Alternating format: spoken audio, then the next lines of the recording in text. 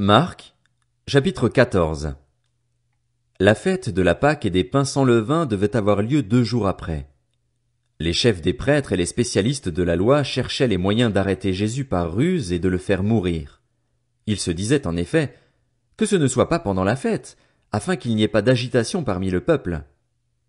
Comme Jésus était à Béthanie, dans la maison de Simon le lépreux, une femme entra pendant qu'il se trouvait à table. Elle tenait un vase qui contenait un parfum de nard pur très cher. Elle brisa le vase et versa le parfum sur la tête de Jésus. Quelques-uns exprimèrent leur indignation entre eux. À quoi bon gaspiller ce parfum? On aurait pu le vendre plus de 300 pièces d'argent et les donner aux pauvres. Et ils s'irritaient contre cette femme.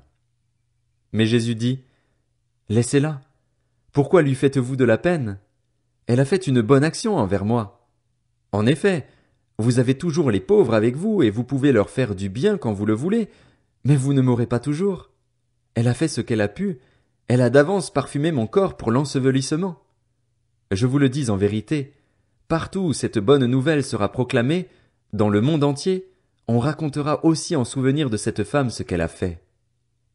Judas l'Iscariote, l'un des 12, alla vers les chefs des prêtres afin de leur livrer Jésus. Ils se réjouirent en l'entendant et promirent de lui donner de l'argent. Quant à Judas, il se mit à chercher une occasion favorable pour le trahir. Le premier jour des pains sans levain, où l'on sacrifiait l'agneau pascal, les disciples de Jésus lui dirent « Où veux-tu que nous allions te préparer le repas de la Pâque ?» Il envoya 2 de ses disciples et leur dit « Allez à la ville, vous rencontrerez un homme qui porte une cruche d'eau. Suivez-le. Là où il entrera, dites au propriétaire de la maison « Le maître dit « Où est la salle où je mangerai la Pâque avec mes disciples ?»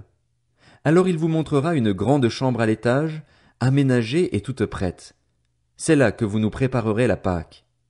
Ses disciples partirent, arrivèrent à la ville et trouvèrent tout comme il le leur avait dit, et ils préparèrent la Pâque. Le soir venu, il s'y rendit avec les 12.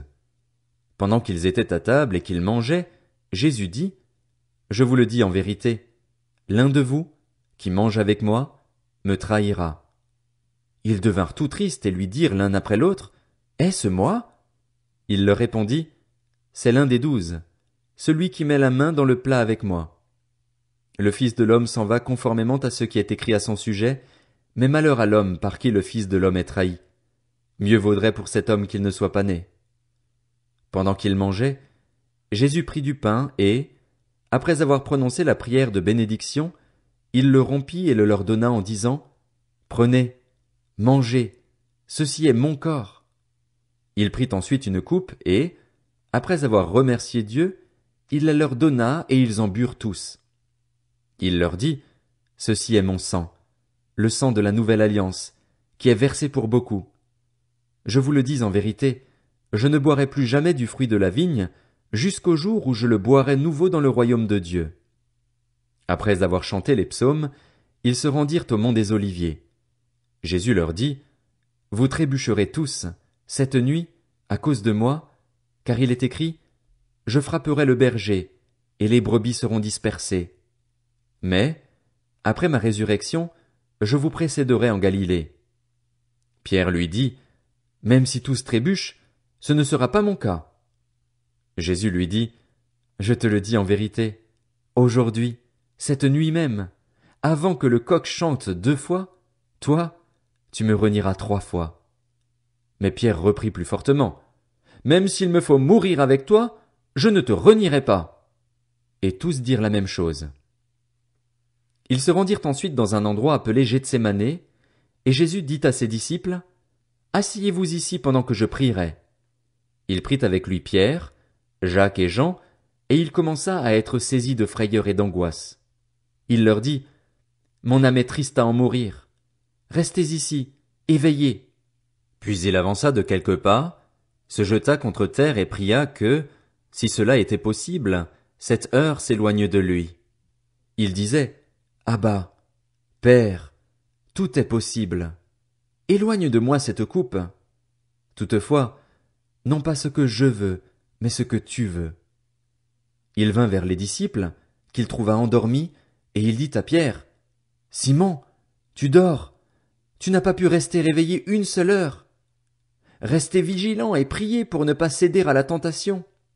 L'esprit est bien disposé, mais par nature l'homme est faible. Il s'éloigna de nouveau et fit la même prière. Il revint et les trouva encore endormis, car ils avaient les paupières lourdes. Ils ne surent que lui répondre.